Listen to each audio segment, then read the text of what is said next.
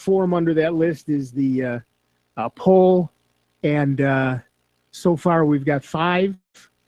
I believe it is 5 people who have said something in there, and then of course you can come back and join us. Give us a call too, 585-966-JAZZ. That's 966-5299. Toll free 1-800-790-0415. In general, this was pretty much Windows centric. They didn't do anything for the Mac or for Linux or anything except for Windows. But it's Windows people who get hit the hardest. Macs are pretty close behind, but this was specifically Windows centric. We've had a surge in Mac malware in the last couple of weeks. Yep, we're getting 3 or 4 machines in a day getting hit by malware, and there's no way to stop it because it's coming from an ad on a website. Yep. And so you can block the ads, but then a lot of websites don't work if you block the ads. Well, so the advertising industry as a whole is too automated. So a bad guy can buy an ad, 3 levels deep, and it shows up on Facebook. Yeah. So they need to better police their own ads. Well, and Google has an entire division that does nothing but police the ads. Yeah. And it's still not enough. Yeah. So you can imagine how many ads they do in a single day. And it's a fairly huge industry. And of course, part of the problem is that there are still a lot of awfully smug Mac people who don't believe they need any sort of antivirus and consequently get hit. Yeah. And unfortunately, the antiviruses and anti-malwares usually can't stop a fake ad. Right. But when the ad downloads and asks you to install additional adware, then it can stop it. Right. But a lot of the fake ads now are putting up. So we were talking about in things in the past that have changed. Pop-ups used to be a big problem until all the browsers put in pop-up blockers. So now the ads are pop-unders. Or the latest thing is it's a dialog box that actually, something opens up what looks like a window, but it's what we call a dialog box. It wants to have a dialogue with you. Right. To ask you something, and you have to hit OK. So the latest thing now is they make this dialog box with the OK button off the bottom of the screen. So right. You can't reach it. Sometimes if you hit return, it will activate the OK button, but then it just comes back again. Right. And so that's an ad. That's a feature of the browser that an anti-program can't stop. Right. And so the browsers are going to have to update themselves to be more aware of that. And as I said, the ad industry is going to have to update themselves to be more aware of bad ads. But it's too automated. And I was talking about this with my boss. Would you stop someone from giving you money that wants to give you money? So the bad guys are giving ad agencies money. They don't know they're bad. Right. So sure. Well, and in addition to that, we have things like, for example, Forbes magazine. Mm-hmm. You've been there and you've seen it says, they show you a quote and then they give you 3 seconds before they take you to the site. Well, for a while they were saying, oh, you have an ad blocker on. You can't go to our site. Yeah. So if you turned off the ad blocker, the very first thing you got was a pop under that gave you a virus. Right. And so websites that are blocked that will prevent you from running ad blockers are still serving malicious ads and viruses in the ads. Yep. It's very frustrating. And as of 2002, the latest numbers available, Google is serving 30 billion ad impressions a day. Yeah, and that was back 10 years, 15 years, 12 years ago. Yeah. Oh. So they would need 1 billion people to look at the ads. Well, that's exactly it. In order to make sure they're all good. And, God knows they've got automation up to patoot, but even so, a lot of the new stuff slips by. So, there's a bunch of stuff that needs to be looked at. All right. To the phones, Robin. Our first caller is Carl from Pottstown, PA. Hi, Carl. What's up? Hey, guys. How's it going? Good. And you? Pretty good. I'm pretty much snowed in here, but that's okay. Yeah, I bet you are, and it's going to get worse, isn't it? I have a question about a cell phone. I have a friend who's living in a retirement home. He's almost bedridden. He has a hard time getting out of the bed and into the wheelchair. And he has a cell phone. I believe it's a track phone. And because of the poor cell phone, 3G and 4G reception, his phone won't work very well. However, the entire building is equipped with Wi-Fi. And I have 2 questions. Number one, is there some way he could program his track phone to use the Wi-Fi connection to make and receive phone calls instead of the 3G or 4G network? And second, if not, he has a laptop. Could he use Skype in order to do that? Because he's pretty much isolated. The only contact he has with the outside world is a cell phone, which is not working right now. Right. You can certainly do all kinds of things with Skype. He can make calls with Skype. He can also do that with Google Hangouts and a couple of other products. Yeah, Google Hangouts is currently free in North America. With Skype, if you want to call a telephone number, you have to pay. It's not very much, but it may be what he's paying for his track phone. There are some phones, and track phone among them. There are some phones, and it's more the carrier that will allow you to do Wi-Fi calling. It's a feature that they put on their brag list now. Right. So that when you're in a Wi-Fi network, it can do in essence a voice over IP. Uses your Wi-Fi to make a telephone call. So if he looks up his exact model track phone, and his carrier, he may be able to see if that phone has a Wi-Fi calling feature on it. But it's by phone, so I know the LG 840G does it.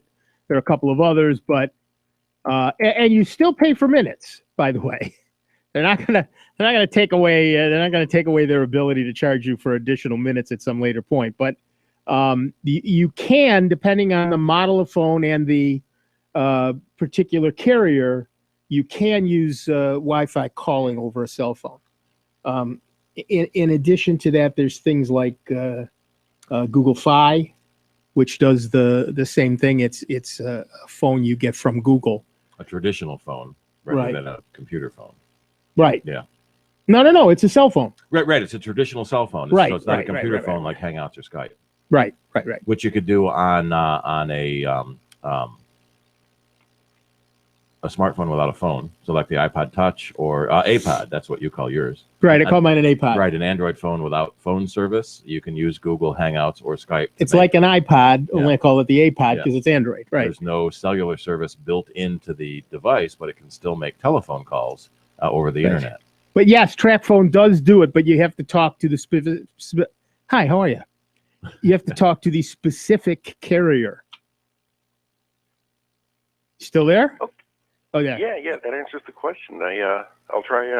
I'll pass that along, and I'm going to give him as much help as I can to set something up like that. Yep. Yeah, excellent. Some of the bigger companies, I know AT&T does. They'll put a micro cell tower in your house, which basically looks like a big modem, and so it generates a cell signal and it connects to your internet service, so you can get better cell reception in your house.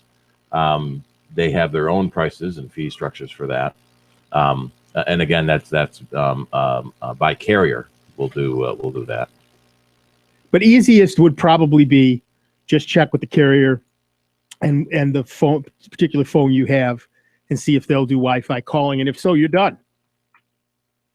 Okay, great. Thank you very much. Good luck. Let us know. All right, I will. Thanks. Bye. Thanks. I love that he's helping a friend in a retirement home. I think that's great. I found an updated estimate of ad impressions per day. So in 2012, 5 years ago, it was 30 billion. Today, it's 172 billion. 172 billion ad impressions per day. Per day. And that doesn't even say, I get a couple of dozen of those myself. Yeah. So that's according to the Direct Marketing Association. So who knows how many ad networks they actually track. Right. All right, we're going to take a quick break. We will be back in just a couple of minutes with Dave Enright, Steve Ray, me, Nick Francesco, and you. It is 19 minutes after the hour. You're listening to the longest running computer show in the known universe. And what better thing to do on a cold and windy Saturday afternoon? It's Sound Bites on the truly great and solely member-supported Jazz 90.1. Online 24 hours a day, 7 days a week at soundbites.org. More with Nick Francesco, Dave Enright, and Steve Ray next on member-supported Jazz 90.1. I wasn't prepared to be a caregiver to Mom. I had no idea how hard it would be and what I would need to know. Things I never thought of, like how to improve her mood and ways for me to stay positive. Luckily, I found the Caregiving Resource Center from AARP. It had articles about the basics, but also information about the hurdles I was facing. Caregiving Resource Center at aarp.org/caregiving. Articles, tips, and tools to help you both care for your loved one and care for yourself. Brought to you by AARP and the Ad Council. If you want to support Jazz 90.1 a lot, but your budget says only a little will work, There is a way. It's called the Jazz 90.1 Jazz-O-Matic membership. You can support Jazz 90.1 with a monthly gift of $10 or more while enjoying the many great thank you gifts that we offer. Jazz 90.1 will deduct that amount automatically every month, and should your circumstances change, you can cancel at any time. Support Jazz 90.1 the way you want to, without bruising your budget. Jazz-O-Matically. For more information on becoming Jazz-O-Matic, call 966-5299 or pledge online at jazz901.org. You wanted to be a teacher when you were little, but as you grew up, things changed. Teaching just didn't seem like the best option anymore, so you decided to become something else. But what would your 12-year-old self say? Interesting and innovative things are happening in teaching today, so it's time to put it back on your list. Don't try to convince yourself otherwise. You had it right the first time. Find out how you can make more at teach.org. Make more.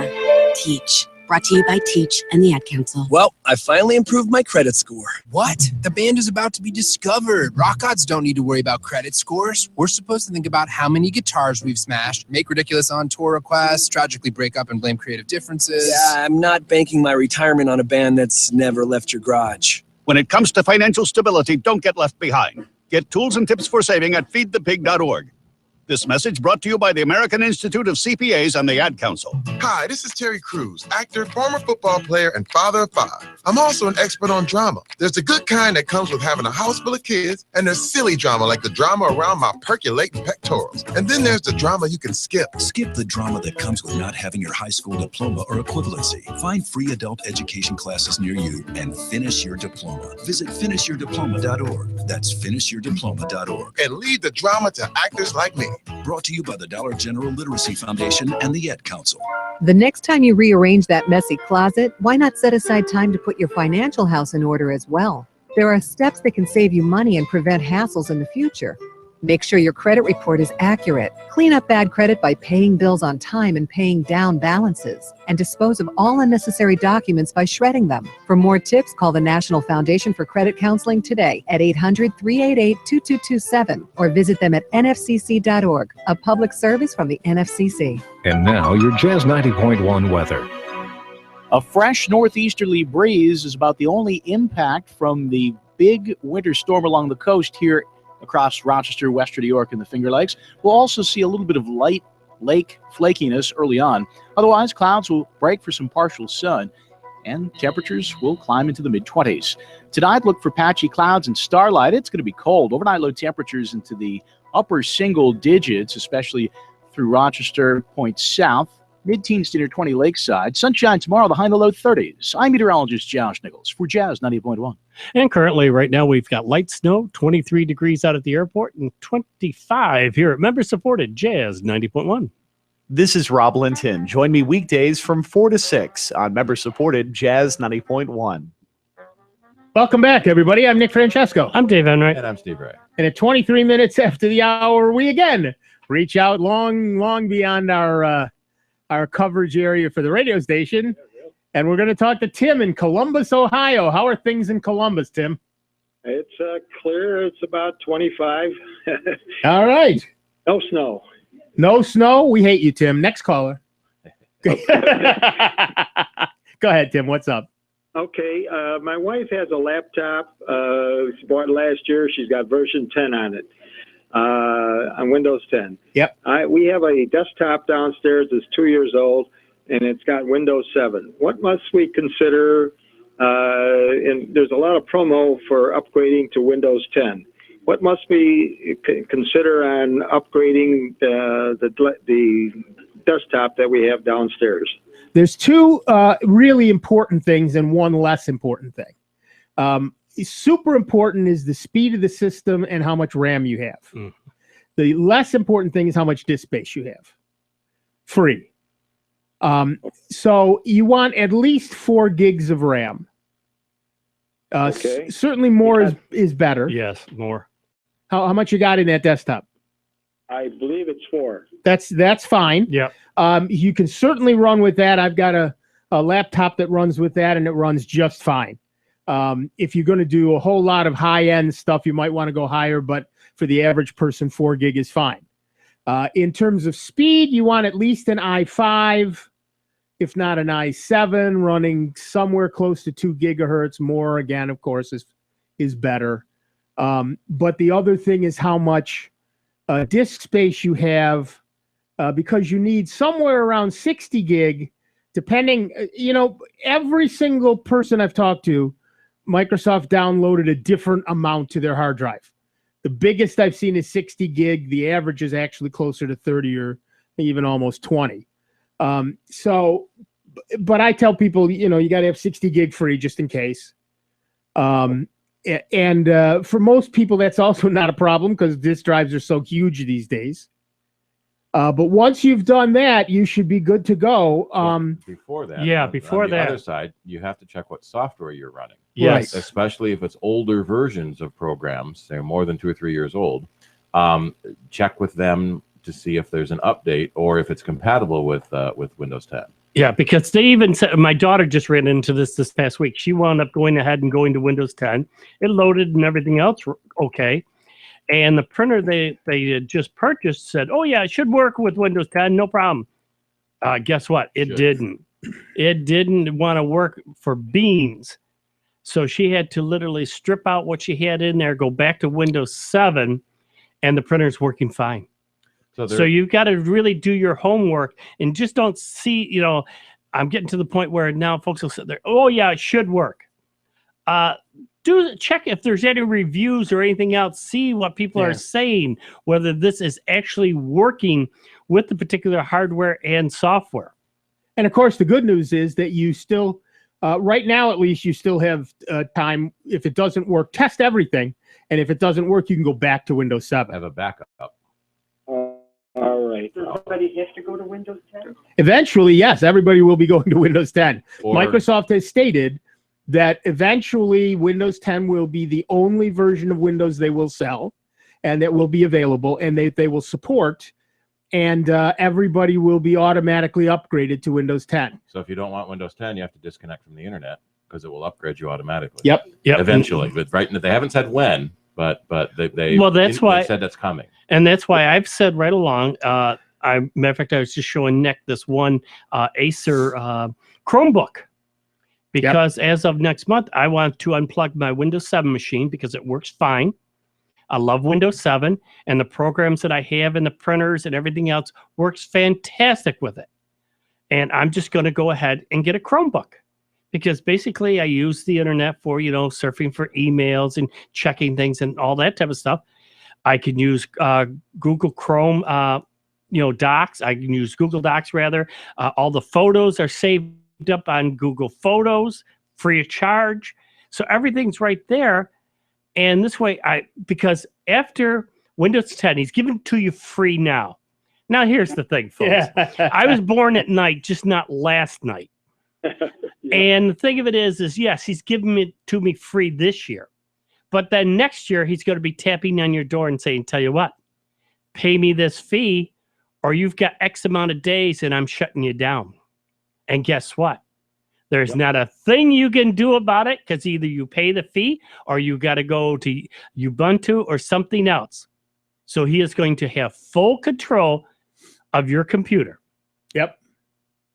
Okay. Hear me now and remember me later. Frustrating. Yep. Thank you very much for your time. You're welcome. All right, and stay warm and dry. Listeners to Ray's program, so you guys follow.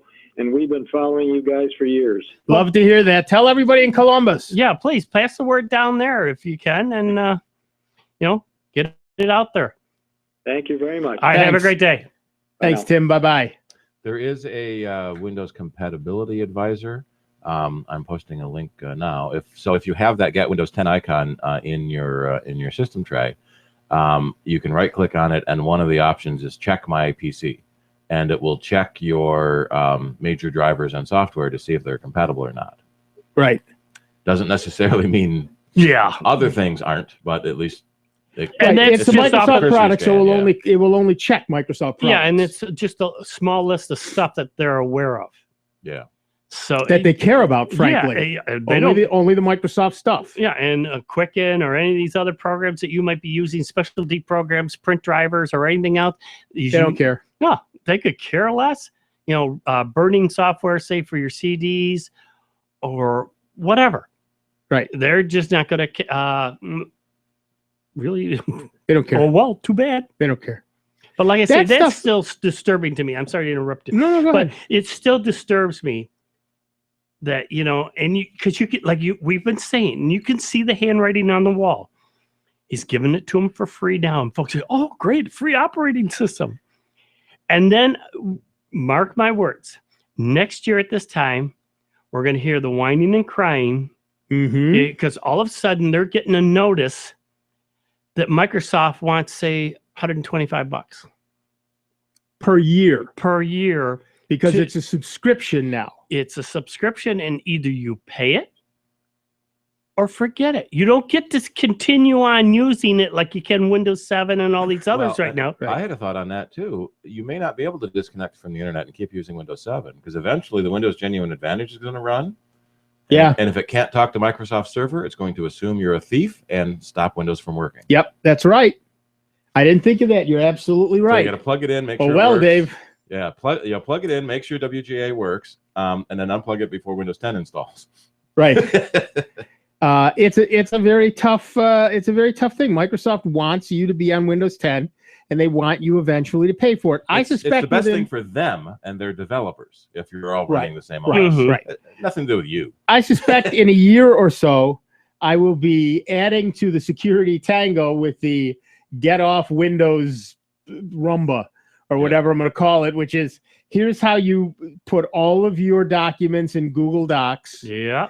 And convert them to Google Docs formats. How you can start up a Google Photo. Right. And here's the other thing, folks, and I've done this for a number of folks, and even my girlfriend. I set her up on Google Photo. So anything 16.1K or less. It's got to be less than megs. Yes. Megs. Megs for less than that. It's up there, and you can store photos for free. Yep. So it's got to be less than that. So your average camera, if you sit there and take it at average, it doesn't have to be high quality. Even if you do average, you could take all the photos from your phone or from your camera. If they're just average use, you could store literally thousands and thousands of photo up there free of charge. Yep. And I could be on my laptop. I could be on my phone. It doesn't matter. I could go to a friend's computer, log on, get in there, and show them the photos because they're available no matter where you go. Same with documents, spreadsheets, everything is all up there in the Google Cloud. And it's safe. You don't have to worry about a CD going bad or it's skipping or scratching or anything else or a hard drive failing. Yep. And folks sit there and say, oh, I meant to save that. Well, you know what? If you set it up on the cloud, you don't have to worry about that now. It's already there. It's just a nice feature, and I'm slowly seeing more and more folks take advantage of it, and I wish more and more would. Yep, because it'd be less heartache. I have just shy of a gigabyte of photos in Google Photos,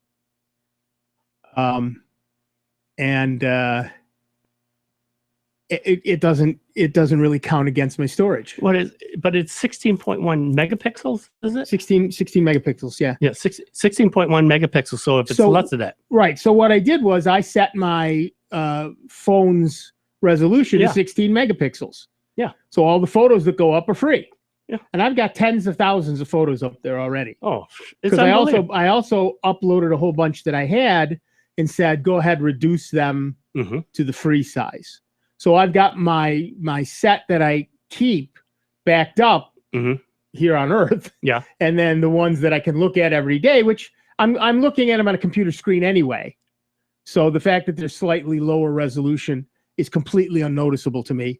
I keep those in the cloud, and then I can look at them on my phone or my tablet or my Chromebook or my laptop or my desktop or give access to somebody else, and it all works out. I have a 30 terabyte subscription if you need 30 terabytes of disk space. Oh, geez, Louis. And there are people who do. Yeah, I wouldn't doubt it. By the way. Yeah. Oh, yeah. But I mean, all my photos, I've got tons from my woodworking and everything else. I'm in the process of slowly loading those all up to iPhoto. Yep. And putting them up there. And it's like, so what? My hard drive crashes? No biggie. Even in the backup, the Google Drive. I've got, my registry for my Quicken, my all that stuff is all backed up. One thing to keep in mind is these photos syncing is a sync. It's not a backup. So if you delete a photo, it's gone. If you edit a photo badly, it's gone. Right. So you still need to have a backup copy of all your stuff just in case. Right. Who was it? Well, that's where it's better if you're going to play around with, say, a photo. Yeah. Download it to your machine. Put it down on your machine. Locally. Do it locally, and then you can rename it. Play around with it. Then that way the original isn't touched. Right. So even if you put if it's Joe 1, just put Joe 1A. Right. And rename it that way. I have a total storage of 17 gigabytes of my 15 gig free, because they had an offer where if you did, they had a promotion and I got an extra 2 gig. And 15 gigs free is the most of any of the services I'm aware of. Right, but if you wanted 100 gig, it's only $2 a month. It's less than $25 a year for a gigabyte, 100 gigabytes of disk space up on the web. That's a ridiculously low amount of money. And so, and of course you can edit your photos. There's applications online that do 99% of what Photoshop does, and they're free. I mean, I have a friend who runs an entire web business, including editing photos, editing sound, editing video, and he does it all out of a Chromebook because he's found tools online, 99% of which are free because he's cheaper even than I, to do that stuff with. So, when people say, well, it's a limited, Chromebooks are limited. Yeah, no, they're not. Well, they're limited. They have a really, really high limit. Yeah, right. Yes, they are limited. I cannot sit on one and fly to Mars. So there is a limit there. Darn it, Google. Doggone you, Google. When are you going to release my Mars rover? Obama. Yeah. All right, back to the phones. Our next caller is Dennis from somewhere called Rochester, New York. I don't even know where the heck that is. Hiya, Dennis. How's it going? Good. I have not downloaded Windows 10 yet. I've got Windows 7 on my desktop. Yep. I previously called to find out how to do a disk, and I know that's you got to have a link to it somewhere, but that's not my question today. My question is, my Windows 7 is working perfectly, and so what if I cloned what I've got to an external drive, and then with the intention of never going on the internet with that particular external drive using Windows 7, and then downloaded Windows 10 to my desktop, and then when I wanted to use my programs that I knew that would not work on Windows 10, I could just go to the external drive and use Windows 7. Could I do that? Would that work? Or it's delicate to do dual booting Windows to Windows. It's doable, but it's a little finicky to get it right. If you do get it right, you'll be fine. Yeah, if your BIOS will let you pick which drive to boot from, that makes it a lot easier than trying to load a bootloader. Load a bootloader. Oh, did you hear about the bug in Grub? No. If you hit so Grub is a common bootloader for switching between Windows and Linux. Well, save that. Let's finish his question first. So we again run into the problem that Steve brought up today. Very brilliant idea. Windows has something called the Windows. I don't know how you found it. So unlike me. It is. I don't know what that's about. With Windows Genuine Advantage, every once in a while in the background, Windows goes through your system and says, essentially, do you deserve to be running this copy of Windows? Mm-hmm. And it reports that back to Windows, to Microsoft. So at some point, the Windows Genuine Advantage, if it cannot make contact with Microsoft servers, which has happened when their servers has been down, right? And then suddenly everyone can't run Windows. Right. Windows will stop working. And that will happen with Windows 7 as well at some point. So Dave's brilliant ideas right down the tubes. So I know you're going to commercials. So if I keep Windows 7 as a external and at some point, even though I'm not on the internet, it may try to look for the internet, and Yes. if it can, it's going to stop. Is that what Yes. you're saying? Okay. All right. Thank you. Yep. We're going to take a quick break. Back with Dave Enright, Steve Ray, Nick Francesco, you. It's 40 minutes after the hour. Soundbites member-supported Jazz 90.1. It's America's longest-running computer show. Back to more Soundbites with Nick, Dave, and Steve. Next on member-supported Jazz 90.1. Hey, Jack, how's your car doing? Well, things ain't what they used to be. Oh, you mean like smoke gets in your eyes? Yeah, and I can't get started. When you're ready to face the music and replace your old vehicle, why not donate it to Jazz 90.1? We'll even come pick it up. Jazz 90.1 gets the cash and you get the tax deduction. For more information, call 966-5299 or 966-2660. Donations to Jazz 90.1 are deductible only if you itemize deductions. When I was little, I didn't talk for a long time. I was sensitive to lights and sounds, so I built secret hiding places where they couldn't get in. Sometimes I did the same things over and over, until one day I found out I had autism. My family got me help. Slowly, I learned how to live with it better. Early intervention can make a lifetime of difference. Learn the signs at autismspeaks.org/signs. Brought to you by Autism Speaks and the Ad Council. The next time you rearrange that messy closet, why not set aside time to put your financial house in order as well? There are steps that can save you money and prevent hassles in the future. Make sure your credit report is accurate. Clean up bad credit by paying bills on time and paying down balances. And dispose of all unnecessary documents by shredding them. For more tips, call the National Foundation for Credit Counseling today at 800-388-2227 or visit them at nfcc.org, a public service from the NFCC. Sergeant Jabari Wright. In the Army, I was trained as a combat lifesaver. In 2012, had an accident and became paralyzed. PBA took what I was doing in the military and helped me translate that to meaningful employment in the civilian sector. Jim Arndt, PAVE Program, Paralyzed Veterans of America. At PAVE, we create life opportunities. PAVE helps veterans rebuild lives with valuable careers. To learn more, visit pva.org, a public service of Paralyzed Veterans of America. Oh, the book lover's heart. It's too healthy for words. And the nature lover's heart, it flies high with the birds.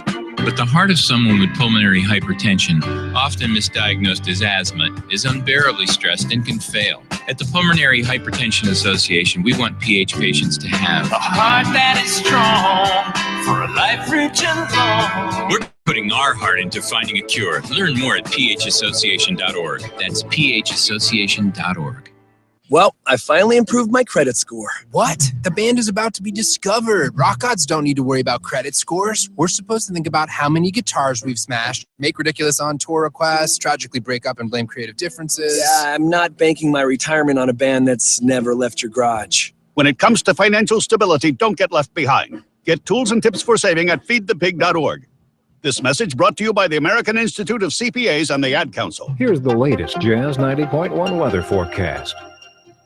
A fresh northeasterly breeze is about the only impact from the big winter storm along the coast here across Rochester, western New York, and the Finger Lakes. We'll also see a little bit of light lake flakiness early on. Otherwise, clouds will break for some partial sun, and temperatures will climb into the mid-20s. Tonight, look for patchy clouds and starlight. It's going to be cold. Overnight low temperatures into the upper single digits, especially through Rochester, points south. Mid-teens to near 20 lakeside. Sunshine tomorrow, the high in the low 30s. I'm meteorologist Josh Nichols for Jazz 90.1.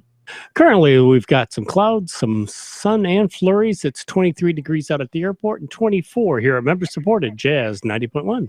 Hi, I'm Jim McGrath, host of the Blues Spectrum.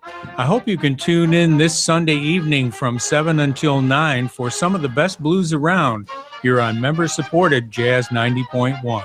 Welcome back, everybody. I'm Nick Francesco. I'm Dave Enright. And I'm Steve Ray. And at 44 minutes after the hour, we are Soundbites. Yes, we have snow, we have rain, we have thunder, we have clouds, we have sun, we have rain of frogs, we have whatever it takes. Yeah, exactly. Welcome home. All right, back to the phones. Our next caller is Mark from Greece, New York. Mark, how are you? Happy winter afternoon to you. It's a beautiful day to be indoors, isn't it? Yes, it is. commenting on your observation of Microsoft and what they're probably going to do with Windows 10. Yep. Being that it's Microsoft and people just aren't used to paying subscriptions to them as they are to like antivirus and other services. Right. I think it's going to fail miserably. Well, define fail. Yeah. People are going to be really angry about it, but most people don't understand they have alternatives. Yeah. Most of them don't know. What other choices do they have? They only know Windows. I've kind of likened it to the gas prices. You grumble about how gas is getting, but you still pay it. Right. Not now. Now it's under $2. But when it was $4, we complained, but we still paid $4. So I just have this feeling that people are going to grumble, complain, and it's going to force them to look for alternatives because people inherently don't like Microsoft.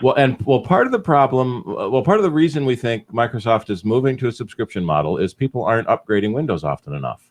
So they're losing a revenue stream because people don't upgrade often enough. So the theory is, and a lot of software companies have started doing this, Adobe, one of the big ones in the creative world, if you go to a lower subscription fee, $10 a month, people are more likely to pay it than they would pay, $200 or $300 a year for an upgrade. Particularly if you say to them, it's $10 a month, but if you pay by the year, you get 2 months free. Yeah. So you pay $100 a year. Wow, that's a deal. I'm saving $40. Yep. $20. And especially if they give you multiple licenses. So Microsoft Office 365 is a great example of their licensing deal, and that's sort of what we're hoping they go with Windows. For $99 a year, you get 5 computers, 5 tablets, and 5 phones. So $100 a year for an entire family's devices. That's not a bad deal. And so maybe they'll do the same thing for Windows. They may work. Yeah. But I think if they do this, you pay $130 a year for this computer, and you've got 3 computers in the house, people are going to be up in arms, and you'd be surprised. We do realize how cheap people are, where they can pay for software, even though it's free, they don't. Yeah. Right. And you're right. I think you're absolutely right, but you also have to take into account inertia. Inertia is a big deal. And the fact that people don't understand they have alternatives. Everybody understands that the Mac is an alternative, but they see the Mac, and I'm not going to get into this argument, but they see the Mac as more expensive.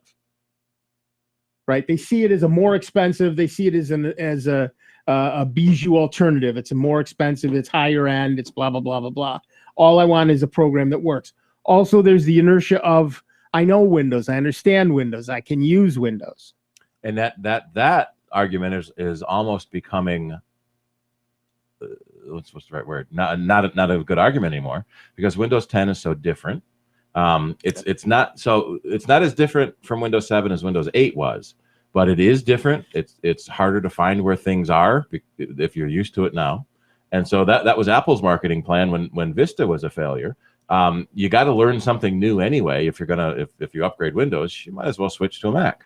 And Linux has some of the Linux distros have done that too. Right. Since you're going to have to learn it new anyway. It's all the operating systems work, say 95% the same. It's that little bit at the end, and some words are different between systems. Once you get into it, it's not necessarily that hard to switch between them. Right. And I tell people all the time, they look at my Chromebook, they go, wow, that's inexpensive. It's great. It does everything you need to do. But I can't get one. Well, why can't you? Well, what if I ever need to run Photoshop? Okay, A, there are alternatives, and B, how long have you been using a computer, and how many times have you needed Photoshop? Well, never. Okay, but just in case you need it, you'd rather pay $700 or $800 for a laptop than $200 for a laptop. Right. Okay, that makes sense to me. Good for you. Good for you. Inertia. It's inertia. And people fail to remember that most things, if you can't find it, you Google it, you're going to find it. You're going to say, geez, how do I get here? I'm not used to it here. Well, go into Google, and 9 out of 10 times you're going to find what you're looking for, Yeah. Google has so many things under their hood to do. Yeah, and half the time when I'm using a Windows 10 machine and I don't know how to get to where I want to go, I use the Windows search.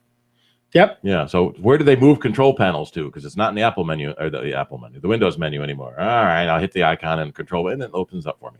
Yep. Well, I guess it's going to be interesting to find out how smoothly this runs for them and what kind of flack they're going to get for it. Because, like I said, people just aren't used to a subscription model for an operating system. Yep. No, I agree with you. People are going to complain like mad, but they're just going to still do it. You know, and this brings up another question. Now the maker of the computer, they're paying for the operating system, and then you got to pay to use it. Yep. Yeah, that's a nice double dip, isn't it? Well, and you mentioned the virus subscriptions. In the early days, antivirus programs were not subscriptions. You paid your $50 and it worked forever, and it updated forever. Right. And then some company, you're probably Symantec, yeah, it was decided that no, that only works for a year, and then you got to buy a subscription again. And of course, the subscription fees are less than the whole new program costs in most cases. So it's a deal for the consumers. But then when you get a antivirus trial with your computer that only runs for 30 days, then you buy a new version. So people have become used to that over the last couple of years. But I still get people who say, right, no, I won't buy it. There's got to be a free one I can use. Okay. Yeah. Mm-hmm. You know, and if you want a free operating system, it's Linux or it's Chromebook. You know, if you want a system that's going to cost you money, it's Windows. You can get a Mac somewhere in the middle of that. They're free now, aren't they? Well, the OS comes free with the computer, and the upgrades are free as well. Right now. Right now, right. And that's one advantage that Apple has by making the hardware and the software. Where you buy a computer from Dell had to pay Microsoft to get the OS. Right. So maybe there'll be a version where you buy the hardware from Dell, and then when you first turn it on, you have to pay for your Microsoft subscription. In which case, theoretically, that'll make the computer prices lower. No, it won't. The initial price will get. No, it won't. Yeah. No, it won't. It could. It could certainly, but not likely. Yeah. I agree. It's not going to be lower. If they can make more money, they're going to make more money. The margins are so small now. For them. Yeah, margins are so small now. That's why computer companies accept free trial stuff. Right. Because that company paid them to put it on the machine. Right. If they can get an extra $30 out of every machine, they've doubled their margin. Like I said, it's true with anything. Yep. And I've heard this phrase used a number of times. It's whatever the market will bear. That's exactly right. But Mark, I think you're absolutely right. I think we're going to see chaos in the next year. The minute Microsoft says you have to pay for the operating system, and what's really going to happen is people are going to go, nobody told me. Really? Because we're talking about it now. Yeah, it's been in all the industry news for the past year. Right. And sometimes people griping and complaining and getting on them. Look how it worked well for Time Warner. They never did implement that data cap. Yeah. Yeah. You know, they made it a voluntary one. You want to pay less. We'll see what happens when the data cap. Charter takes over. The data cap never came because so many people were up in arms against it. Right. And they were organized by the great Phil Dampier. Right. So. And so why do other cities have caps? Because they didn't have Phil. Yep. Yeah, exactly. It can't be completely. Phil's a great guy, but it can't be completely that. Yeah, really. That's a great site. We all love Phil, but he sinks in water like the rest of us. Yeah. Well, thanks for letting me put my 2 cents in. No, thank you, Mark. We appreciate it. And Phil will actually listen to this show while he's jogging. Yeah. Yeah. And so he doesn't get a chance to call in and defend himself and admit that it is all him. And we hear stories mostly on Stop the Cap that other cities that do have caps, sometimes there's a cap, but it's not enforced. Sometimes there's a cap that is enforced. And you get an email that you're close to your limit and you're not sure why. Cloud backup services are now becoming the big thing. And what I'm afraid of is in the cell phone industry, we are used to data caps and paying by the gigabyte on our cell phone. And that's what I'm still not used to it, and I hate it. Yeah, we hate it, but we live with the same thing. Yeah. So we complain, but we do it. Yeah, and that's what the hardline internet companies are looking at. That they're used to doing it for their phones. We can start putting a cap on it and start charging you more for landline internet, and that's sort of a dangerous precedent to have. Right. And we'll see what the industry trend happens. Now we're seeing a lot of other people saying, unlimited data. Move to us, you get unlimited data. Yeah, it's not all high speed data. You'll see the little thing. First 27 gigs are at 4G, and then it drops to 3G, or the first 1 gig. Mhm. Is it Forge? Excuse me. Mm-hmm. But Gotta read the fine print. And a lot of the cell phone plans now have thrown in free minutes. So you used to pay for a minute plan, a text plan, and a data plan. And then texting went free, unlimited text for free. And now most of the plans have unlimited minutes. Yeah. Because people don't make phone calls anymore. That's right. It's all data. And so the companies have realized that's where the money is. So they can charge you $10 a gig for data. Right. And yet the fact is it's all data. Yeah. You know, all of it is the same type of traffic. But we you know, they by breaking it out artificially, they can charge us different rates for different things. And I think we will see, you know, people will, I think Mark is completely right. People are going to complain to high heaven about what Microsoft is doing in terms of the charge, the yearly charge for Windows, but they'll pay it because they are afraid to try something new. New is scary. They'll skip it until the computer says, I'm going to not run now until you pay. Right. And then they'll pay and complain. It's like when the Windows Genuine Advantage times out and locks your computer down, the only thing you can open is Internet Explorer to go to the Microsoft website to renew. Yep. Yeah. So when that happens and the only thing you can do is go to the page and pay your renewal fee, then you have to make a decision. And by then it's going to be, I'm going to have to pay because I can't get back into my computer. And we're going to see person after person after person calling and saying, I'm locked out of my computer. What do I do? Yep. And we will say to them, we've been saying for a year, make backups. And they will say, well, I meant to. Yeah. I was I hear gonna. that. So, yeah. I intended to. And we've given you more options where you can happen automatically. It can sync with Google utilities. Right. Whether it's Google Drive, Google Photos, or, you know, so much out there. We're giving you the tools. The only thing is we can't do it for you. I'll tell you what, 99% of what I do now is all on Google's cloud, which means I don't worry about backups like I used to. I mean, I'm one of those belt and suspenders guys. I've talked about this before. If I don't have a minimum of 2 backups and I feel safer with 3. Right. But now I write a document and I'll make a copy, but I write it on Google's Drive and it stays on Google's Drive and they back it up on Google's Drive. So, you know, I back up my stuff. There's the Google Takeout, which I preferred the early name, the Data Liberation Front. And you can download everything from them or anything you want. And so, you know, I do that regularly, but I don't have to because yes, Google could have a crash and blah, blah, blah, blah, blah, blah, blah. But I actually know the people who do a lot of that stuff and they have multiple backups of multiple backups. They're far more paranoid than even I am. And they are very proud of their uptime rating on how often they stay up. Yep. So, you know, if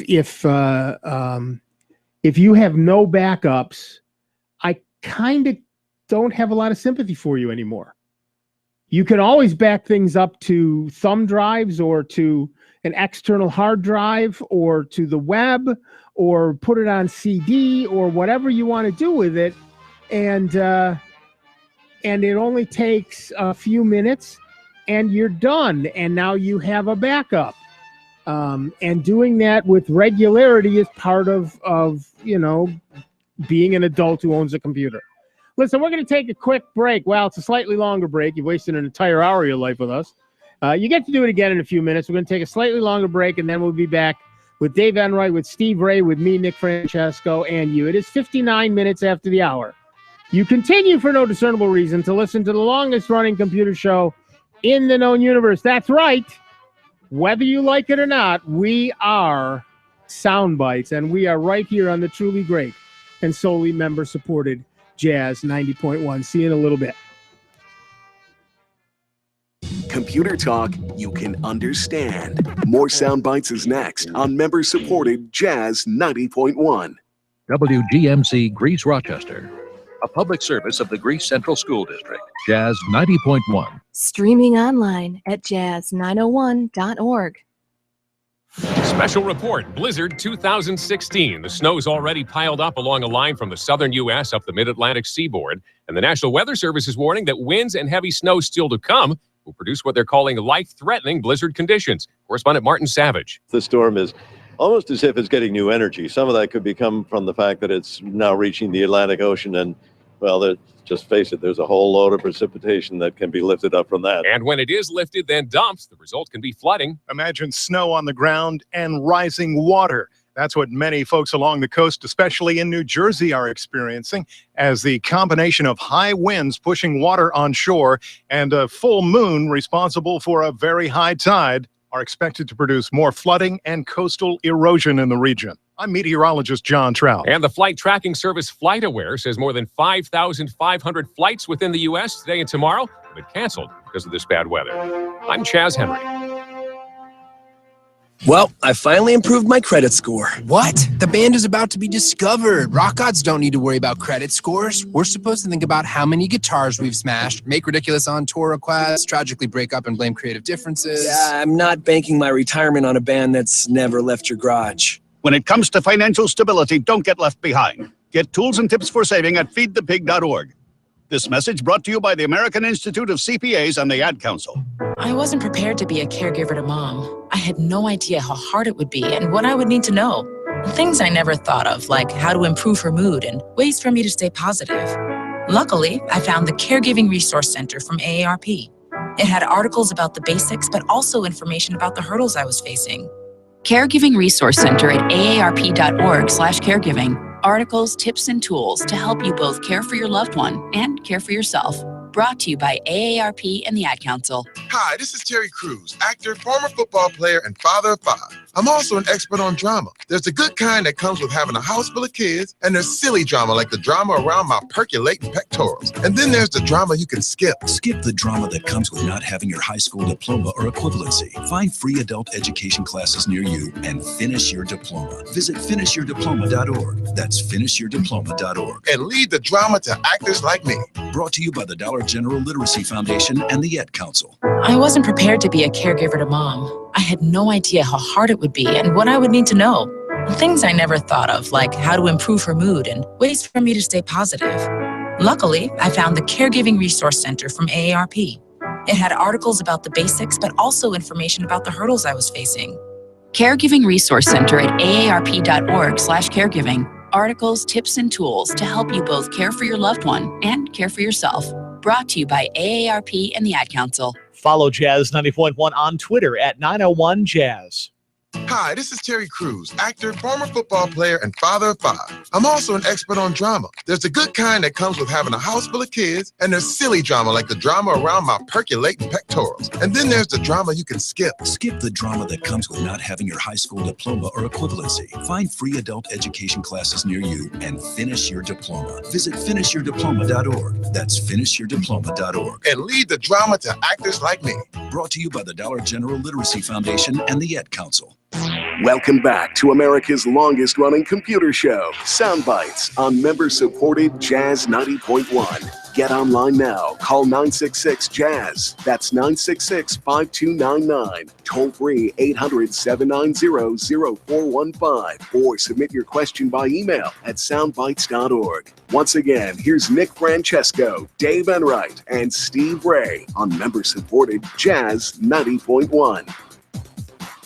Welcome back, everybody. Glad you could stick around. I'm Nick Francesco. I'm Dave Enright. And I'm Steve Ray. And at 4 minutes after the hour, we're hurtling headlong into the second hour of the longest-running computer show in the known universe. It's Sound Bytes on member-supported Jazz 90.1. And our next caller is Vic from Arundecoit, New York. Hiya, Vic. What's up? Well, my knowledge of smartphones is like Sergeant Schultz.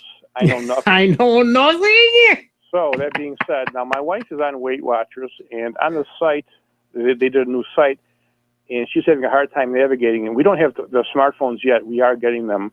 But she was told at her meeting this morning that you can't use Android. Now, what exactly is that in reference to smartphone?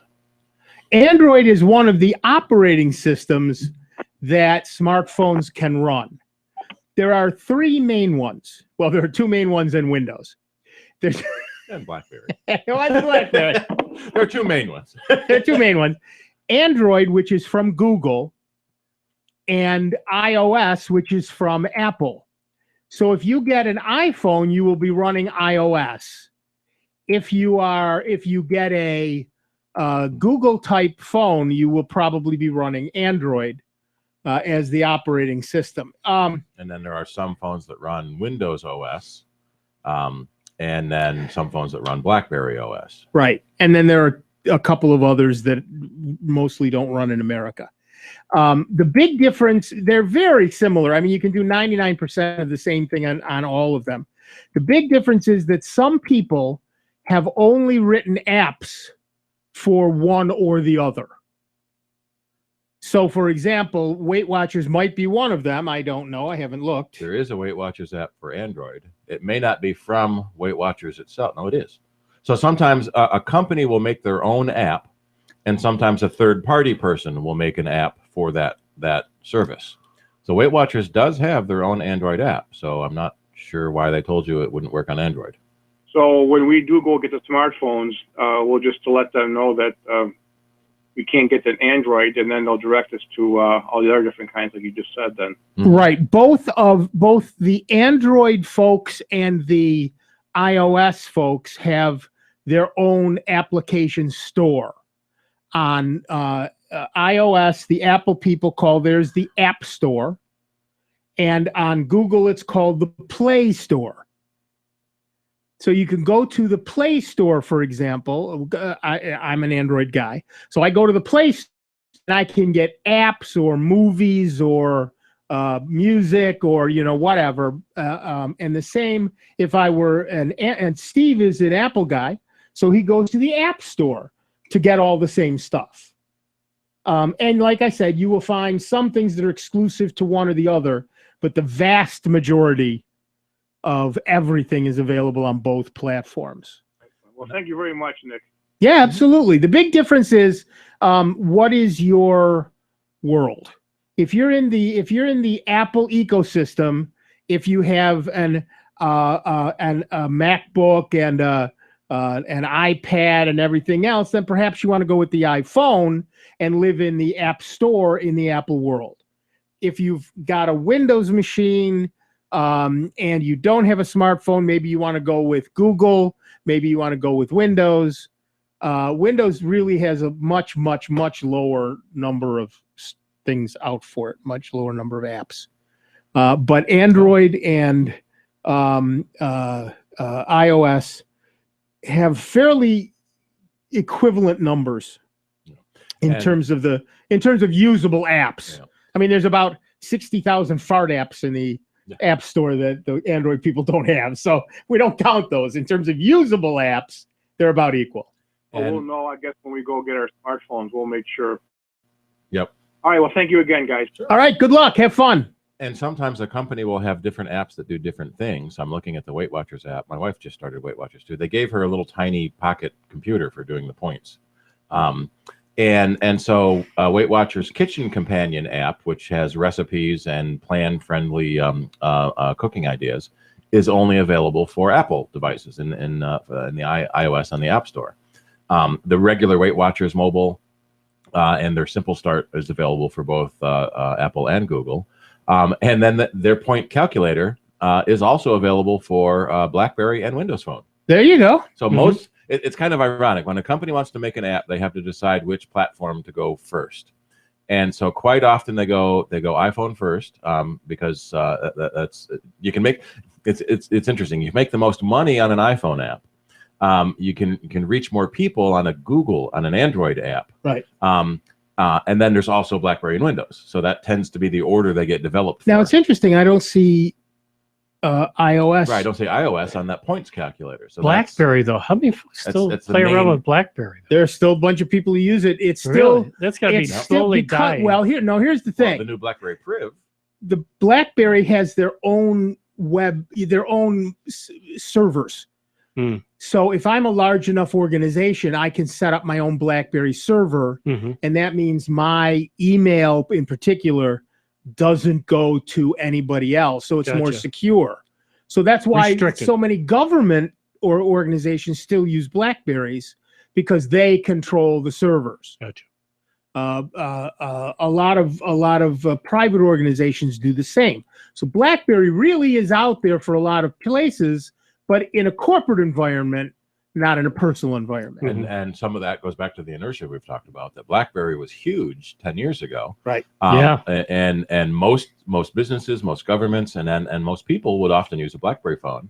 And then Apple disrupted that market with the iPhone in 2007, was it? Right. And then a couple of years later, Google disrupted again with Android phone. Right. And over 3 or 4 years, BlackBerry went from 100% to 4%, 5%. Yeah, I have to say they're down to very low numbers. And also, in addition to that, so many companies say, look, the BlackBerry phone is for work only, so you can't get personal calls on it. So then people will carry 2 phones. So now they have either an Android phone or an iOS phone, and they are talking more about that because now you can get more apps for that. You can get more, stuff that does cooler things. But for business, they're sending texts and making phone calls on a BlackBerry phone, which really has kind of the implication of being a kind of a 21st century pager. Yeah.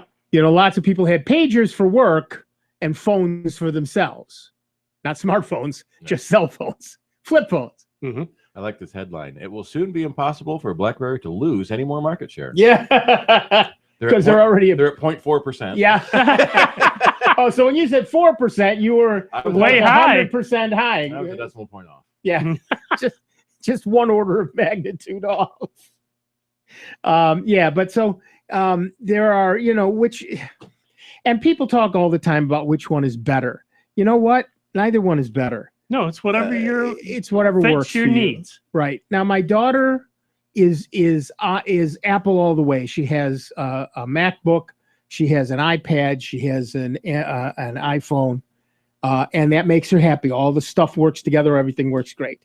I'm a Linux guy and I have an Android phone and Chromebook and all like that stuff. So, and I'm perfectly happy. So it doesn't really matter. And oh, by the way, almost always you can get the same set of applications. So let's say you have an Android watch. Well, there's a program called Android Wear that you put on your Android phone to talk to your Android watch. Guess what? Android Wear app is available for iOS too. So if you wanted to get an Android watch instead of an Apple Watch, it would work with your iPhone. So there's almost nothing of any major import that is only available on one platform. So you really have whatever you want to do, you can do it on either platform. It's a fairly simple, it's a fairly easy thing to do. All right, I think it's time for another news story, don't you? Yeah, go for it. Oh, here we go. Let's talk about iOS bugs for a moment. Apple has squashed a bug in its iOS operating system that made it possible for hackers to impersonate end users who connect to websites that use unencrypted authentication cookies. And there are sadly a lot of those. The vulnerability was the result of a cookie store iOS shared between the Safari browser and a separate embedded browser used to negotiate captive portals that are displayed by many Wi-Fi networks like we get when a user is first joining. Captive portals generally require people to authenticate themselves or agree to terms of service before they can gain access to the network. According to a blog post published by security firm SkyCure, the shared resource made it possible for hackers to create a booby-trapped captive portal and associate it with a Wi-Fi network. When someone with a vulnerable iPhone or iPad connected, it could steal virtually any HTTP cookie stored on the device. According to SkyCure's researchers, this allowed users to steal users' cookies associated with a site of the attacker's choice, which meant that the attacker could then impersonate the victim's identity in the chosen system. It could perform a session fixation attack, which would log to the user into an account controlled by the attacker. Because of the shared cookie store, when the victims browse to the affected website via mobile Safari, they'll be logged into the attacker's account instead of their own, which means, let's say you logged into some site and then put in your credit card number. Oops. And of course, they could do a cache poisoning attack on the website, which meant that the attacker's malicious JavaScript could be executed every time the victim's connected to that website in the future, even if they cleared out the problem. So Skycare researchers privately reported to the vulnerability to Apple in June 2013. It was fixed last week with the release of iOS 9.2.1. That's 2.5 years later. Are you still happy with the security in iOS? Give us a call, 585-966-JAZZ. That's 966-5299 or toll free 1-800-790-0415. It's also 2 major OS updates. So in 2013, we were on OS 7. Yep. So they made a new OS and thought they probably made a new OS and thought they fixed it. Well, it's certainly possible, but they never even mentioned it as a possible fix. Yeah. 2.5 years. I get that there are vulnerabilities. I'm never going to blame anybody for vulnerabilities.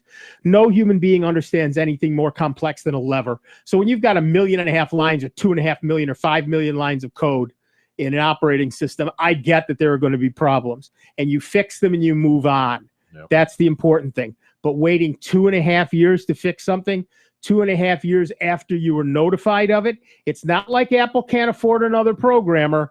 Oh, we just don't have enough people to work on it. Hire somebody. 2.5 years is an unconscionable amount of time to wait to fix a vulnerability as egregious as this one. One thing that Apple has done recently, I don't remember when they started, when they release a bug fix, they are now naming the people who reported that bug to them. Yep. And thanking them, well, acknowledging them at least, for reporting that bug. Yeah, Google does the same thing, but they also pay the money. So that's nice. All right, our next caller is Will from Rochester, New York. Welcome, Will. What's up? Oh, when you talk about Linux. Yeah. First of all, I'm against Microsoft. I don't know why you keep talking about it all the time, like it's the only thing in the world. We talk about what people call in about. Yeah. Well, anyhow, when you say Linux, that snows a lot of us, because to me, there's Ubuntu, and Ubuntu is made simple enough for even stupid old people. And you don't, Linux there's just a few hundred versions, so you're really saying nothing. Right. Or you're saying everything. I mean, really, Linux is the underlying thing. Ubuntu is how they've packaged Linux. Well, if you got a better thing than Ubuntu, then talk about it. But at least, yeah, I understand, Will, and I personally agree with you. I'm an ex-Ubuntu user, not an ex-Ubuntu user like I used to use Ubuntu. There is a version of Ubuntu called X-Ubuntu. It's Ubuntu with an X on the front. Just like there is K-Ubuntu and a bunch of different other versions. Is that as big a religious argument as Mac versus Windows? Well, and that's just what which version of Linux? That's what I'm getting to. When I say Ubuntu, I get all kinds of people writing who's saying, I use Gentoo and I use Red Hat and you never talk about that. So I just talk about Linux now, because then, for every one person who calls up and says you should be more specific, I get 50 people who are complaining that I didn't talk about their version, their specific version. I've been using Debian since 1924. Well, my great-grandfather used Slackware. My uncle used Yggdrasil. I used Yggdrasil. I'm using BSD, darn it. I use BSD. And get off my lawn. No, but I agree with you. I do understand what you're saying, Will. Well, the problem is it's too complicated, too many. I am 81 years old. God bless you. Followed the computers all since 1956. Yep. And the problem is it's gotten so complicated that I don't even know how to put Ubuntu onto a machine. Yep. I took it down to the local tech shop and paid them $40 for one machine and $75 for another to put it on. Wow. Some of the major manufacturers like Dell are selling computers pre-installed with Linux, just like finding them is hard. Yeah, because most of the PCs now come pre-installed with Windows. I gave but up you can on do it. Paying people to put it on, so I did talk to Dell and got a $330 computer with it on, and then love it. Good for you. It's a little laptop. and I want the speech that comes with Ubuntu Orca. Right. Good product. All right, listen, Will, I'm sorry, we got to take a break. All right. But thanks for calling in. We appreciate it. Back in just a couple of minutes with Dave Enright, Steve Ray, Nick Francesco, 20 minutes after the hour. Soundbites, member supported Jazz 9.1. Online 24 hours a day, 7 days a week at soundbites.org. More with Nick Francesco, Dave Enright, and Steve Ray next on member-supported Jazz 90.1. You wanted to be a teacher when you were little, but as you grew up, things changed. Teaching just didn't seem like the best option anymore, so you decided to become something else. But what would your 12-year-old self say? Interesting and innovative things are happening in teaching today, so it's time to put it back on your list. Don't try to convince yourself otherwise. You had it right the first time. Find out how you can make more at teach.org. Make more. Teach. Brought to you by Teach and the Ad Council. Oh, the book lover's heart. It's too healthy for words. And the nature lover's heart, it flies high with the birds. But the heart of someone with pulmonary hypertension, often misdiagnosed as asthma, is unbearably stressed and can fail. At the Pulmonary Hypertension Association, we want PH patients to have a heart that is strong for a life rich and long. We're putting our heart into finding a cure. Learn more at phassociation.org. That's phassociation.org. When I was little, I didn't talk for a long time. I was sensitive to lights and sounds, so I built secret hiding places where they couldn't get in. Sometimes I did the same things over and over, until one day I found out I had autism. My family got me help. Slowly, I learned how to live with it better. Early intervention can make a lifetime of difference. Learn the signs at autismspeaks.org/signs. Brought to you by Autism Speaks and the Ad Council. Sergeant Jabari Wright. In the Army, I was trained as a combat lifesaver. In 2012, had an accident and became paralyzed. PVA took what I was doing in the military and helped me translate that to meaningful employment in the civilian sector. Jim Arndt, PAVE Program, Paralyzed Veterans of America. At PAVE, we create life opportunities. PAVE helps veterans rebuild lives with valuable careers. To learn more, visit pva.org, a public service of Paralyzed Veterans of America. Jazz 90.1 is supported in part by our members and by City Newspaper. The annual Winter Guide is on stands January 20th, helping readers enjoy the winter season to the fullest in Rochester. Including information on sports, events, indoor and outdoor activities, as well as arts and cultural information. For more, you may visit rochestercitynewspaper.com. Jazz 90.1 is supported in part by our members and by Jiva Theater Center's production of Miracle on South Division Street, on stage through February 7th.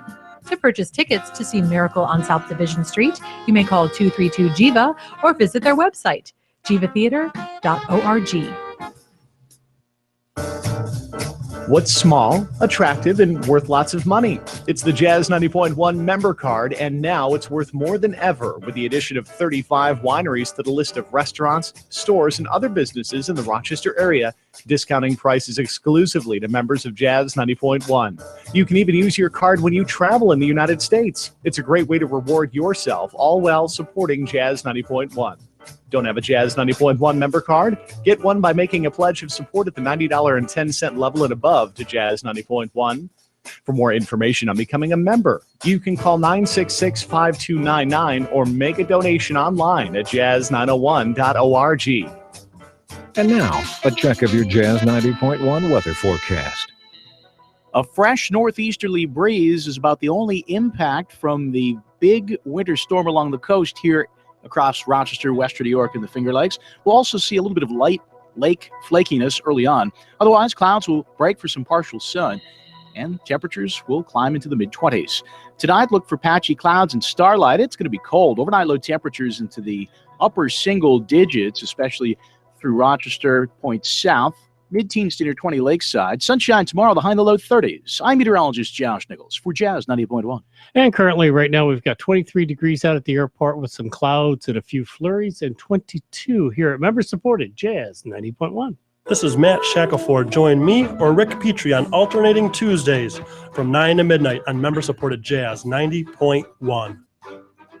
Welcome back, everybody. I'm Nick Francesco. I'm Dave Enright. And I'm Steve Ray. And at 25 minutes after the hour, we're Sound Bites. Before we go to the phones again, I just want to say for Will, one of the things that people are doing in rebellion against how complex computers are getting, what with the operating systems themselves and the antiviruses and the this and the that, is they are going to things like Chromebooks and tablets, which are easier for people to use. So you're right, Will. You know, whether you're going to Ubuntu or to the Chrome OS or to iOS on a tablet, people are looking for easier to use. All right, back to the phones. Our next caller is Dave from Greece, New York. Hiya, Dave. What do you need? Good afternoon, guys. Good afternoon. I got a question and a couple quick comments. Yep. I have run across SoundCloud where it automatically starts playing this audio part. When you go to a website, it automatically starts playing. I tried to find a block for it. I just hate these things that automatically start playing. Do you guys... Are you at all familiar with SoundCloud? Yes. And how to stop it from playing? I know how to stop autoplay videos, but how do you stop? So SoundCloud is basically just it's an online audio store or audio playback, kind of like Pandora and Spotify and all the other ones. But the biggest thing that SoundCloud offers is user uploads. So anyone can upload an audio file to SoundCloud. So if you have your own burgeoning band, you can upload it to SoundCloud and get it distributed from from there. So it's a setting that the other end does. So when they upload the video, they can tell it to autoplay, and we are hoping that everyone stops doing that. It's been a problem on Facebook. Yeah, it's been a problem on Facebook videos for a long time. Right. Yeah, but I don't know if it's you can Facebook videos. You can stop the play the next one. I guess you can't stop the autoplay. Well, what is your browser? Well, I'm using Chrome right now. I haven't run across it on Mozilla, but I don't spend much time on Mozilla. All right, in Chrome, if you go to the plugins, one of the things you can select is whether they run automatically or you have to click to play them. Right, and that works fine for Flash. I've got it for Flash. But it doesn't work for. You have to find the audio plugin. I've found a link here. So there are different types of audio and video, and each one has a different plugin and a different content setting. And so if you go into content settings, then you can find which line says audio in general, and you might be able to set it there as well. Well, which plugin would that be, though? The same one I'm using to block the Flash player? No, because that only blocks Flash. So you have to find a different audio plugin. All right. You may have to. I don't know. You could view source and try to look at the page and see what plugin SoundCloud uses. Okay. It's probably the generic audio plugin. All right.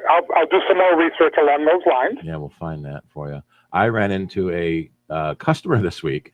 Did you heard him? Boom, boom, boom. His own personal website. He plays audio as soon as you go to the website, and he wants that to happen. Right. And he's mad that people are blocking it, and he wants to know how to stop people from blocking his audio from playing. And one of the things we ran into is that he's using a very old audio plugin architecture that Safari and Chrome no longer support, the NM API, the old Netscape plugin architecture.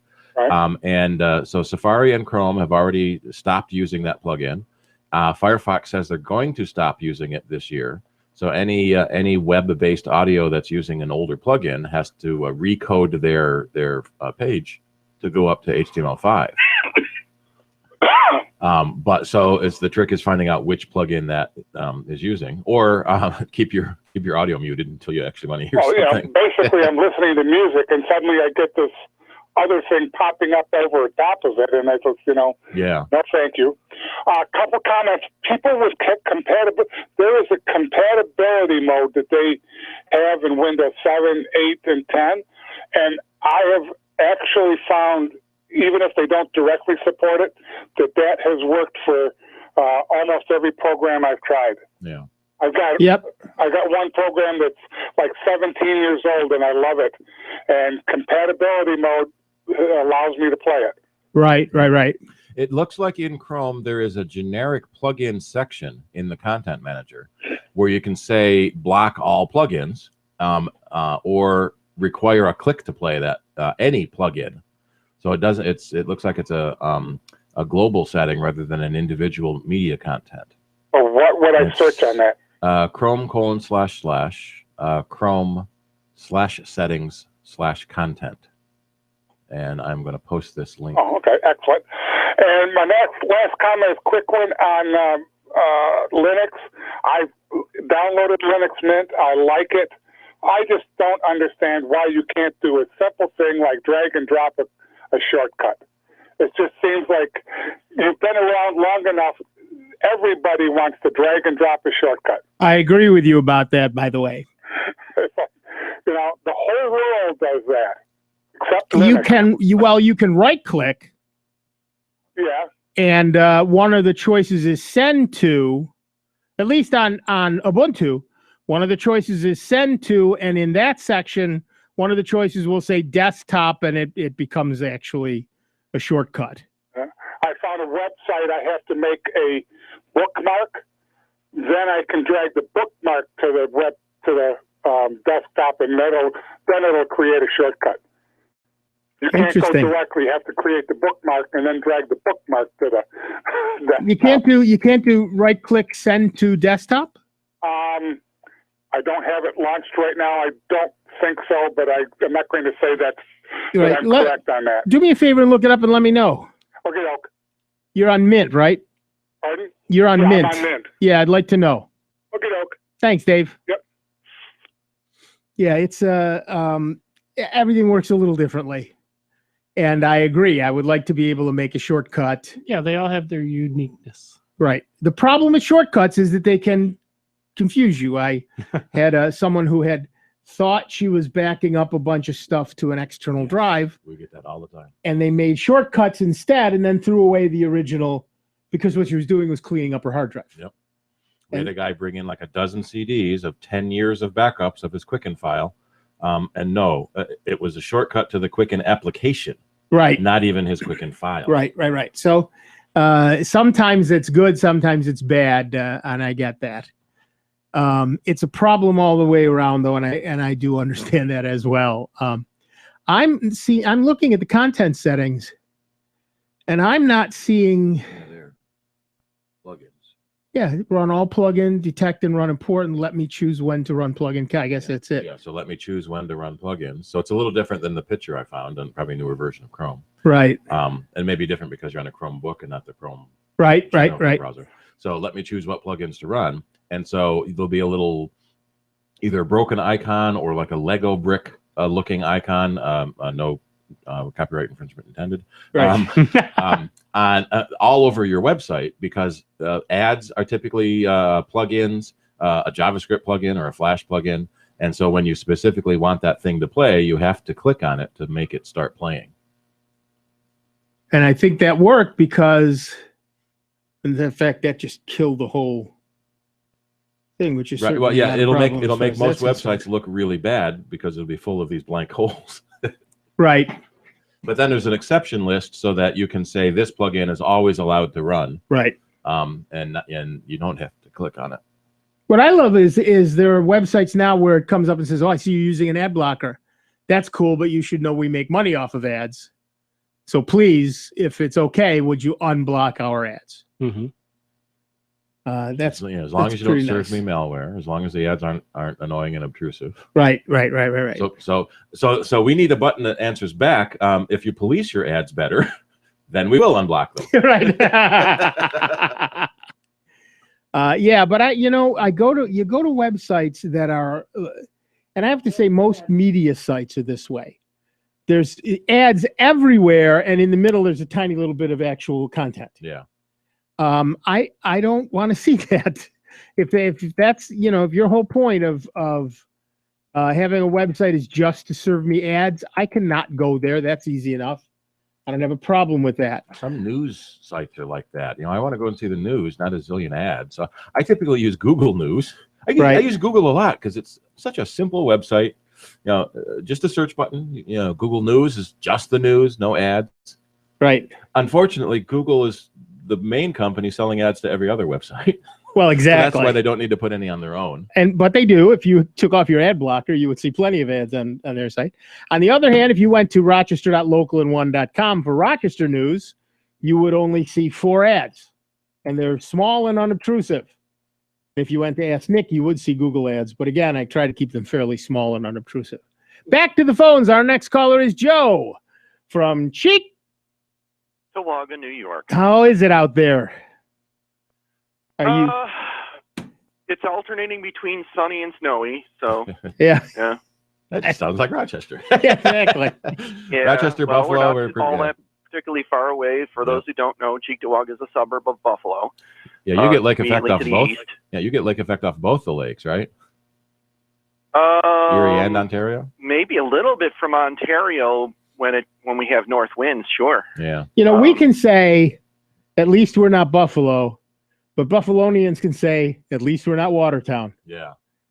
Oh, yes. Watertown, they get quite a bit more on average than us folks here right next to Lake Erie. I have a friend who just sent me some pictures of him as a kid sledding out his second floor window. Oh, my. Because the Sounds wind. like the blizzard is 77 for here. Yeah, because the wind blew a giant dune of snow up the side of his house. And it was a perfect angle for sledding down. Yeah, Kathy's originally from there, and I hear some of the stories from there. She grew up there. Yep. And it's like, that whole end of that lake. What was it? Maybe 5-6 years ago, there's a town. If you go straight across Lake Ontario, straight across, not up to Watertown, but straight across, they got like 11 or 12 feet during this one storm. Yep. My friend Rick used to say, "Can you see me? Then this is nothing." Yeah. What's up? My. What's up, Joe? Well, the one thing a few callers back was asking about, should I get an external hard drive and make a disk image before I upgrade?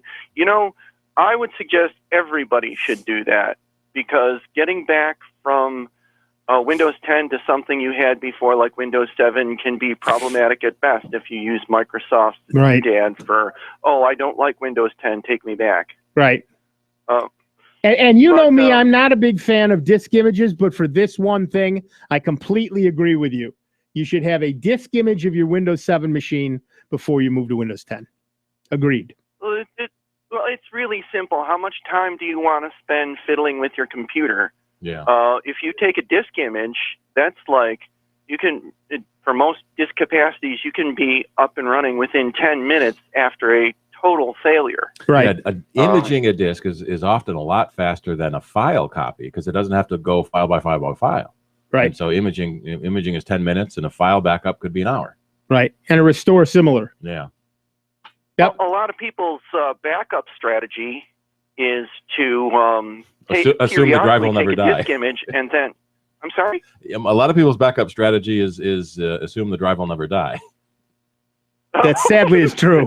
One of the worst ones, but I suppose that is a strategy. It is a strategy, yes.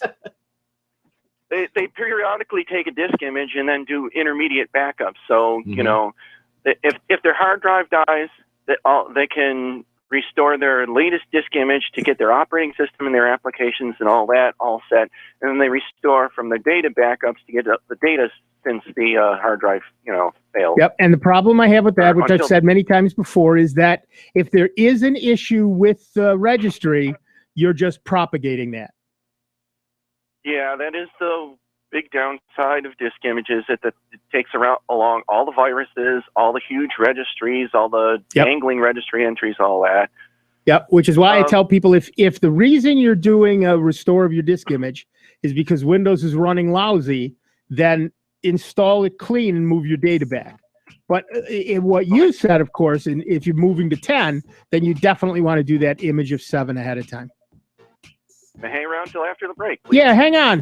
We'll be back in just a couple of minutes. Dave Enright, Steve Ray, me, Nick Francesco, Joe from Cheektowaga, and you. It is 40 minutes after the hour. We are Sound Bytes. This is member-supported Jazz 90.1. It's America's longest-running computer show. Back to more Sound Bytes with Nick, Dave, and Steve. Next on member-supported Jazz 90.1. There is no better way to test drive a restaurant than to take them up on a dining incentive. Jazz 90.1 has dozens of them for you to try. Test drive a new taste with the Jazz 90.1 Enhanced Member Card for your pledge of $90.10 or more to Jazz 90.1. It's good for the duration of your membership.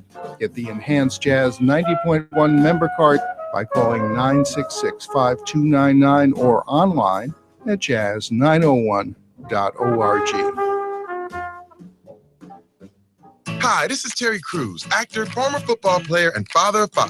I'm also an expert on drama. There's the good kind that comes with having a house full of kids, and there's silly drama like the drama around my percolating pectorals. And then there's the drama you can skip. Skip the drama that comes with not having your high school diploma or equivalency. Find free adult education classes near you and finish your diploma. Visit finishyourdiploma.org. That's finishyourdiploma.org. And leave the drama to actors like me. Brought to you by the Dollar General Literacy Foundation and the Ed Council. The next time you rearrange that messy closet, why not set aside time to put your financial house in order as well? There are steps that can save you money and prevent hassles in the future. Make sure your credit report is accurate. Clean up bad credit by paying bills on time and paying down balances. And dispose of all unnecessary documents by shredding them. For more tips, call the National Foundation for Credit Counseling today at 800-388-2227 or visit them at nfcc.org, a public service from the NFCC. When I was little, I didn't talk for a long time. I was sensitive to lights and sounds, so I built secret hiding places where they couldn't get in. Sometimes I did the same things over and over, until one day I found out I had autism. My family got me help.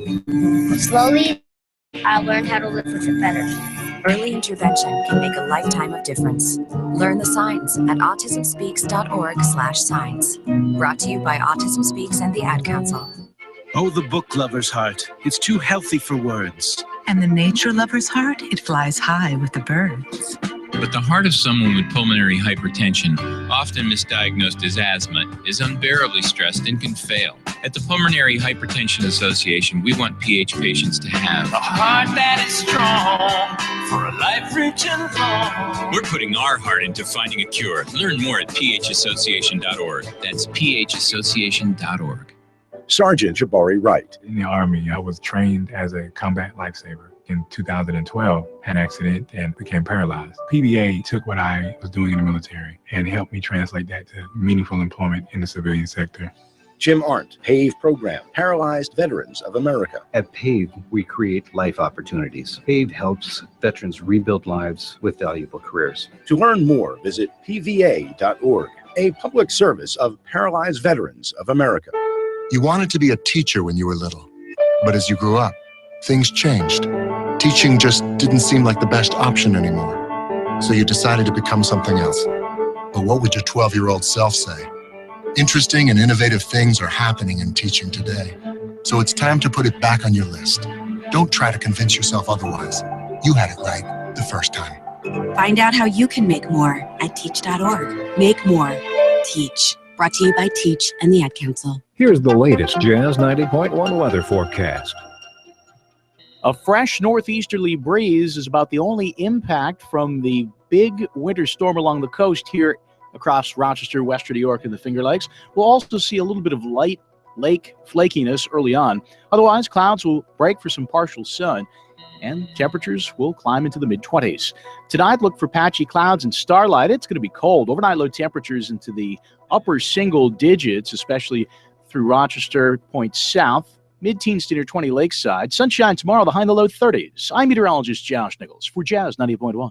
And currently, right now, we've got 23 degrees with light snow out at the airport and 22 here at member-supported Jazz 90.1. Hi, I'm Sid O'Connor. I'd like to welcome you to join me on Sunday mornings from 6 till 8 here on member-supported Jazz 90.1.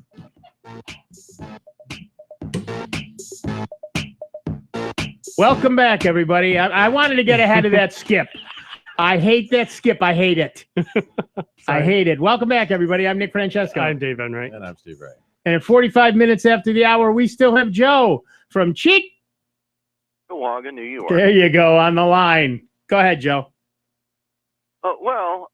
Just heard of the forecast and the thinking of the snow. Yeah. So those folks down Virginia way around the D.C. area, we get 4, 5, 6 centimeters around here. We think, oh, what the heck, it's a bit of a chore to shovel. Yeah. Those folks around there, they just don't have the infrastructure. Yeah. They don't have the snow plows and whatnot to deal with that. That's why they're having such a tough time with that. They get inches, we get feet, and Right. it's about the same thing. I got to tell you a story. My aunt, who is a typical Italian, an older Italian woman, she probably stands 4.5 feet tall. She may weigh 90 pounds with bricks in her pocket. She moves down to Silver Spring, Maryland, and the first month she's there, there's snow, and it's nothing snow. So she goes to visit her friends. She puts on her coat. She gets in her little Cadillac, and she goes off to visit them. Everybody she visited, they were going, "Oh my God, Rose, how did you get here? How did you get through the blizzard?" She looks outside, and the snow's not even up to the hubcaps. Yeah. We wouldn't even shovel the driveway for that. Use a broom. I just run through it. Just drive through it. We'll gun it. Pack it down. And she said, I didn't understand. They closed the city. Yeah. She said, I didn't even realize it was snow, and they were closing the city. Yeah, absolutely. Because they don't have the infrastructure. Yeah. They don't know what to do when that happens. I almost had a terrible accident Friday. I'm turning left into my driveway, and the street I live on, it's a busy street, and we're on a hill, and we're always expecting people to pop up over the top of the hill and hit you. So I'm turning left, and the people coming up behind me always try to scoot around. Yeah. But there's no shoulder left because of the snow. And so we hear a thud as we pull into our driveway. Matthew said, "What was that?" "Oh, they probably hit the neighbor's mailbox." I've lost my mailbox 2 or 3 times this year. Yeah. Well, last year now. And so we get out of the car, and there's 3 cars in the road with their flashers on. So the guy that tried to go around me apparently decided he couldn't fit and stopped. The guy behind him hit him. The guy behind him hit him. Wow. 3 in a row. And before the cops get there, this 4th car coming up the hill, so this is up the hill. Yeah. Isn't stopping. And so we're all waving our arms, "Stop, you idiot. You're going to hit the parked cars that are already there." And then someone pops up over the hill.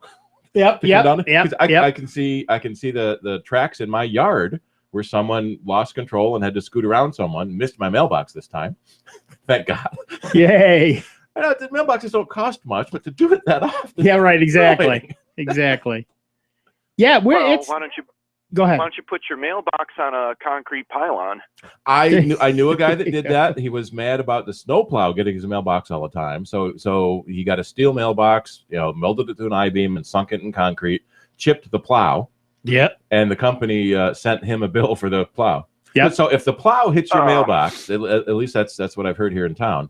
If a snowplow hits your mailbox, call the highway department and they'll fix it for you. Right. And apparently the reverse is true. If your mailbox hits the plow, right, you pay for fixing the plow. We all need what we need for our mailboxes is either springs or we need to actually suspend them from something. Yeah. Put a real high thing up and suspend the mailbox in it. I've seen those as a joke where there's one 30 feet in the air that says airmail. Yeah, right. Well, they also have ones that are like a big hook. Yep.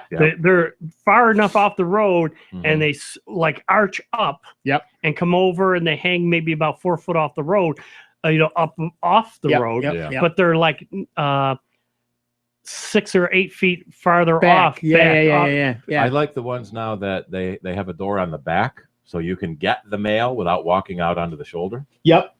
That's nice. Ooh, Yeah. nifty. Yeah, that's a good idea, actually. All right. Well, to bring it back to technology. Yeah, I was just going to say. Well, the technology of mailbox has grown over the years. That's true.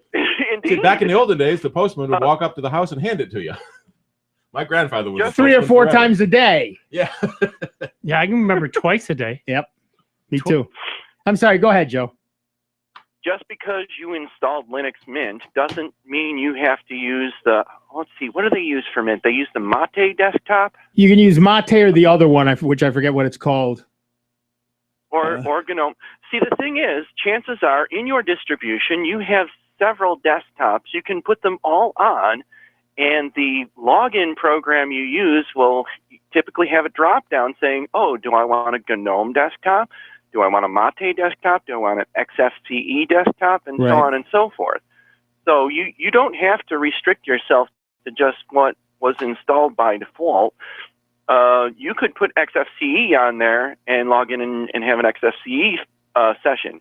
Right. And you can go one further than that. You don't have to use the Mint file manager. You could, for example, put on Thunar or Thunar. I don't know how it's pronounced, but yeah, I don't either. You could put on that file manager, and you can probably put shortcuts all over the place to your heart's content. Because I know for a fact that's, well, you said you're running Ubuntu, right? Right. Yeah, so am I. So I know what you're talking about. They have the send to, and then it says desktop as shortcut. Right. So chances are you could try putting on Thunar and use that to browse your files, and then you can make shortcuts that way by dragging and dropping. Right, exactly. And the other one is called Cinnamon, by the way. So it's Mate and Cinnamon. Right. Yeah. All right, excellent. All right. Thank you for your time, gentlemen. No, thank you. Have fun. Yeah, he's right. The beauty about Linux is that it is almost infinitely malleable. Yeah. Do whatever you need to do. And I just found a mailbox that is on a rotatable spring. There you go. So when someone comes along and hits it, it rotates out of the way and rotates back for the mailman. Right. And if they hit the post, it's going to be a problem. Yeah, the post. Yeah. So you got to put the whole post on a spring. Right. All right. Our next caller is Bob from Arundequoit, New York. Hi, Bob. What's up? Hello there. I just wanted to first say thank you for the best advice I ever got regarding computers to get a Chromebook. There you go. It's just fantastic. Plus, I love your book, by the way, which I got on Amazon. Thank you. So I have a book on Amazon, ladies and gentlemen. But, I just noticed that all of a sudden, all of the other call-in shows like Leo Laporte, et cetera, they're all starting about 6 months to a year later than you guys were suggesting Chromebooks to say, get Chromebooks. They're the best things on the market. So thank you for that. Thank you. Leo, are you listening? Yeah. Did you get that idea from us? Have us on your show. Well, I don't know if he did or what, but I'll tell you, he's singing their praises every show you listen to now. Yeah, I can't tell you how much I love my Chromebook. I just, it's the thing I go to first, unless I'm going to do specific desktop things, or unless I get up at 3 a.m. to do something and my eyes are so half asleep that I need that giant monitor. I go to my Chromebook because it's just easier, faster. It's right there. Everything is easy. And not to mention they're relatively cheap compared to everything else. Well, and that's just it. I mean, when I went to Arizona over Christmas to visit my daughter. She's in graduate school, going for her PhD. I'm very proud of her. But I took my Chromebook, and at one point our luggage got lost. And honestly, I simply didn't care. Mm-hmm. I had what amounts to a $200 laptop, and that was when it was brand new 4 years ago. It's certainly, it owes me nothing at this point. Sure. So I had this $200 4-year-old laptop. All I did when I got home was I actually waited a day, but I could have just changed my password. I change them regularly anyway, but I could have just changed my password. And be done. But the luggage came to us the next day. But and there was my Chromebook. But so what? There was nothing on the Chromebook. Right. Everything that is on the Chromebook is encrypted, And unless you have my password and, oh, by the way, my phone, because I do two-factor authentication, you can't get into my stuff. Right. That's just amazing. Yeah, yeah. Well, thank you for mentioning that. And the last question I have is regards, do you guys have an opinion regards to Apple or iTunes Match? Because I'm so confused by all these services now, and Google's got that wonderful Google Music, but I'm wondering if it's worth $25 a year to get. In the minute we have left, if you have all of your music already in iTunes, it's probably the easiest way to work. But if you are also buying music from Amazon and Google and the other services, then Google Play is often a little easier. The Google Play Music is often a little easier and includes YouTube Red. All right. I'm sorry. We Yep. got to quit. Sorry. Thanks for listening. It was Sound Bites with Dave, Steve, Nick. It's 55 minutes after the hour. See you next week in 166 hours. Thanks for listening. Here at the Jazz 90.1 Club Calendar highlights for Saturday, January 23rd. The Fred Costello-Roger Eckers Jazz Duo performed tonight beginning at 7:30 at Charlie Brown's of Penfield. If